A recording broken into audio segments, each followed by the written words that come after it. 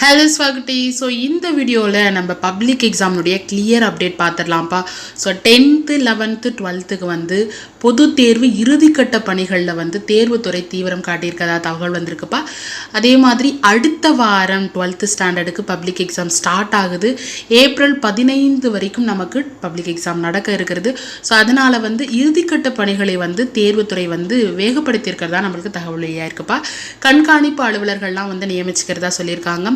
So அதே போல் எவ்வளவு மாணவர்கள் இந்த வருஷம் தேர்வு எழுதுகிறாங்க அப்படின்னு பார்த்தீங்கன்னா, +2ல் 8.21 லட்சம் மாணவர்களும், +1ல் 8.23 லட்சம் மாணவர்களும், 10ஆம் வகுப்பில் 9.13 லட்சம் மாணவர்கள். அப்போ டோட்டலாக நமக்கு 25.57 லட்சம் பேர் வந்து இந்த வருஷம் தேர்வு எழுதுகிறாங்க. ஸோ போன ஆண்டை நம்ம வந்து கம்பேர் பண்ணும்போது இந்த ஆண்டு அதிக மாணவர்கள் எழுதுறதா நம்மளுக்கு தெரிய வந்திருக்குப்பா.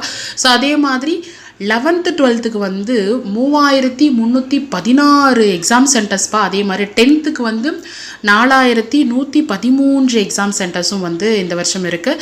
அதே மாதிரி தேர்வு அறை கண்காணிப்பாளர்கள், எக்ஸாமினர்ஸு, பறக்கும் படை அலுவலர்கள் எல்லாருமே வந்து நியமித்து இறுதிக்கட்ட பணிகள் வந்து போயிட்டுருக்கிறதா நம்மளுக்கு சொல்லியிருக்காங்கப்பா. அதே மாதிரி 10ஆம் வகுப்பு பொதுத் தேர்வுக்கான அறை கண்காணிப்பாளருடைய பணிகளில் வந்து 48,426 ஆசிரியர்கள், டீச்சர்ஸ் வந்து ஈடுபடுத்தப்பட்டு உள்ளார்கள்ப்பா.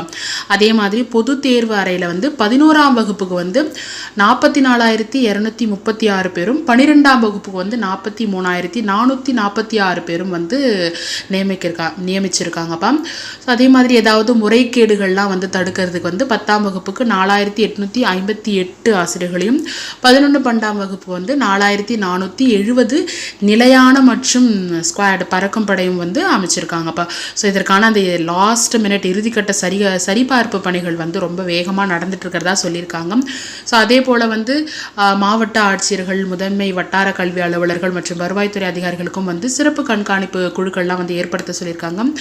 மேலும் வந்து தமிழ்நாடு ஃபுல்லாக சுமார் வந்து 300 வினாத்தாள் கட்டுப்பாட்டு மையங்கள் இருக்குப்பா. ஸோ உங்களுடைய கொஸ்டின் பேப்பர்ஸ் எல்லாமே வந்து ஒரு 300 பிளேசஸில் வந்து ரொம்ப ஸ்ட்ரிக்டான காவல்துறை அதிகாரிகளுடைய ஆயுதம் தாங்கிய பணிகள் வந்து பாதுகாப்பு பணிகளில் 24 மணி நேரமும் இருக்குது அப்படின்னு சொல்லியிருக்காங்க.